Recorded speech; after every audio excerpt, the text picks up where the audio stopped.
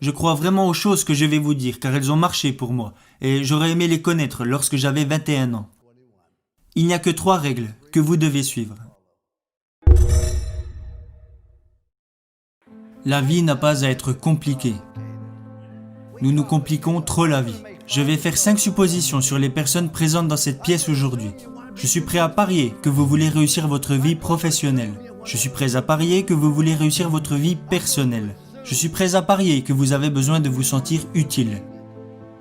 Je suis prêt à parier que vous voulez vous sentir en sécurité pour votre avenir.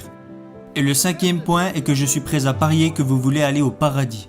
Je vais maintenant vous donner un plan simple pour réussir les 5, parce que vous n'avez pas besoin de sacrifier votre vie religieuse ou votre vie personnelle pour réussir professionnellement. Tout est lié et ce n'est pas compliqué. J'ai toujours essayé de ne jamais me compliquer la vie. Vous rendez-vous compte qu'un arc-en-ciel comporte seulement 7 couleurs ? Seulement 7. Regardez ce que Michel-Ange a réussi à faire avec ces 7 couleurs. Il existe seulement 7 notes de musique. Regardez ce que Beethoven a réussi à faire avec ces 7 notes. Il existe seulement 10 chiffres. Regardez ce que Bernard Madoff a réussi à faire avec ces 10 chiffres. Le point que je veux soulever est que la vie n'a pas à être compliquée. Vous avez besoin de 4 choses dans votre vie. Et s'il vous manque une de ces 4 choses, vous ressentirez un vide énorme. Premièrement, tout le monde a besoin d'avoir quelque chose à faire. Deuxièmement, tout le monde a besoin d'avoir quelqu'un à aimer. Troisièmement, tout le monde a besoin de croire en quelque chose et dans mon cas, je crois en Jésus-Christ, notre Seigneur et notre Sauveur. Et le 4e point dont vous avez besoin dans votre vie est que vous devez avoir un but à atteindre.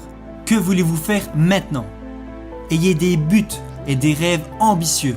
Je crois que c'est absolument essentiel. Ne reproduisez pas les erreurs que j'ai commises. J'ai fait beaucoup de choses stupides dans ma vie, mais laissez-moi vous révéler la bêtise que je regrette le plus. Quand j'ai débarqué à l'université de Notre-Dame, j'ai pris l'équipe qui était au plus mal pour la mener au sommet pendant 9 années consécutives. Chose que personne n'avait réalisée avant et que personne n'a refait depuis. Nous sommes arrivés au sommet et nous y sommes restés. Voilà la chose que je regrette le plus. Vous savez, il y a un dicton qui dit « Vous progressez ou vous mourrez. Soit l'arbre grandit, soit il meurt. » Il en va de même pour votre mariage, il en va de même pour votre business ou pour vous-même en tant que personne. Et je ne dis pas ça parce que je suis vieux, même si maintenant mes bougies d'anniversaire coûtent plus cher que mon gâteau.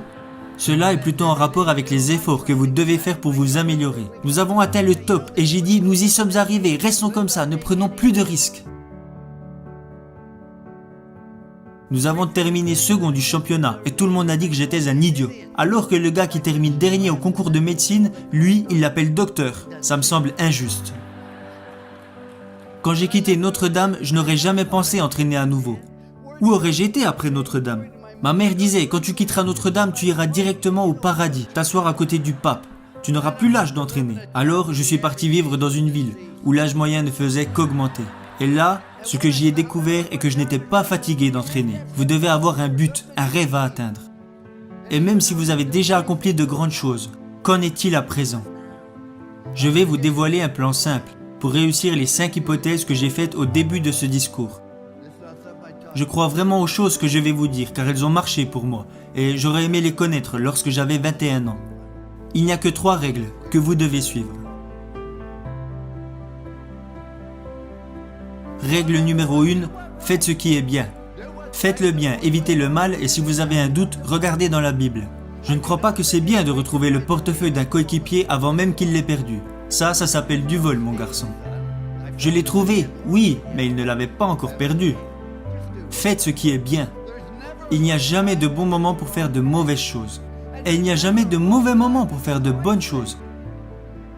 Faites le bien et soyez honnête avec vous-même. Jeunes gens, profitez de la vie, amusez-vous. Vous allez avoir des problèmes, vous allez rencontrer des difficultés. Ça fait partie de la vie. Ce n'est pas parce que vous êtes diplômé que vous n'aurez pas de problème. Et ne racontez pas vos problèmes à tout le monde. Savez-vous que 90% des personnes n'en ont rien à faire ? Et les 10 autres pourcents sont contents que vous les ayez, alors vous feriez mieux de les garder pour vous. Vous allez avoir des problèmes, alors amusez-vous dans tout ce que vous faites. Et si vous aimez vraiment ce que vous faites, les gens prendront du plaisir à être à vos côtés. À chaque fois que je me réveillais les jours de match, je me disais « Aujourd'hui sera une journée incroyable ». Et je le pensais vraiment, car si vous aimez vraiment ce que vous faites, les gens prendront du plaisir à être à vos côtés.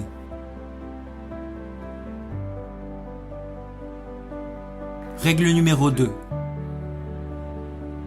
Faites du mieux possible avec les capacités que vous avez et le temps qui vous est donné.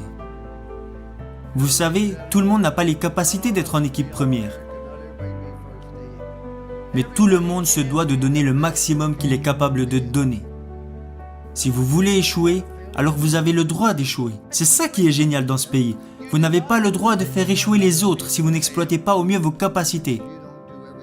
Vous avez mis un enfant au monde. Vous avez un business. Vous avez rejoint une équipe. Vous avez des obligations et des responsabilités envers d'autres personnes. C'est pourquoi vous vous devez de donner le maximum de ce que vous êtes en mesure de donner, dans tout ce que vous faites.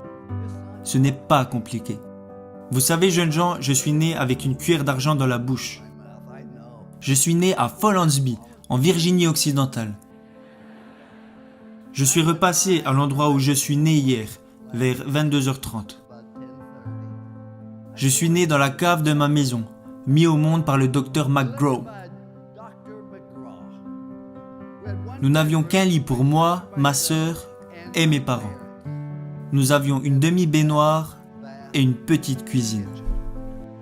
Et nous avons vécu dans cette maison pendant plus de 7 ans. Il n'y avait pas d'aide sociale à l'époque, nous n'avions pas de coupons alimentaires et nous n'avions pas d'argent de côté. Mais j'ai toujours eu assez à manger, parce qu'à chaque fois que je voulais me resservir, mon père me disait « Non, tu en as déjà eu assez ». Mais la raison pour laquelle je dis que je suis né avec une cuillère d'argent dans la bouche, mon père avait arrêté l'école en CM1, voilà toute l'éducation qu'il avait. Alors pourquoi je vous dis que je suis né avec une cuillère d'argent dans la bouche ? C'est parce que mes parents m'ont appris que la vie est une question de choix, et qu'ils soient bons ou mauvais, ce sont vos choix qui vous définissent. Alors ne blâmez jamais les autres, car si vous recevez une bonne éducation et que vous êtes prêt à travailler dur et à surmonter les problèmes et les difficultés, alors dans ce grand pays, vous pouvez accomplir des choses extraordinaires. Voilà pourquoi je dis que je suis né avec une cuillère d'argent dans la bouche. Ma dernière règle est de montrer aux autres que vous vous souciez d'eux. Vous ne pouvez pas entrer dans une pièce et dire « Hey, je suis là, regardez-moi ». Non. Dites plutôt « Je suis là, comment puis-je vous aider ?» Ce n'est pas si compliqué.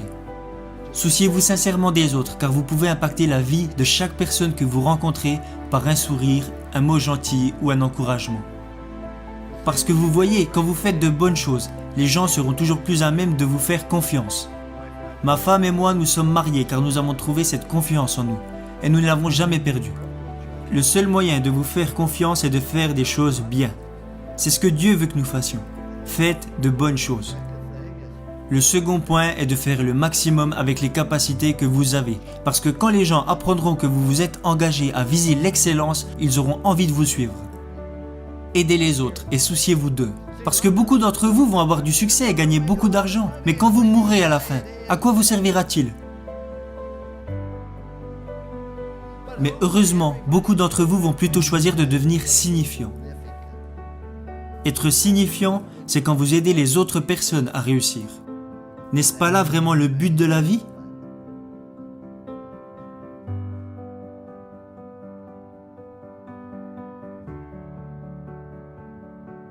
J'aurais aimé connaître ces 3 règles lorsque j'avais 21 ans, et je les utilise maintenant depuis plus de 40 ans. C'est pour cela qu'il y a une statue de moi devant l'école, même si je pense qu'ils l'ont plutôt mise là pour que les pigeons puissent se reposer.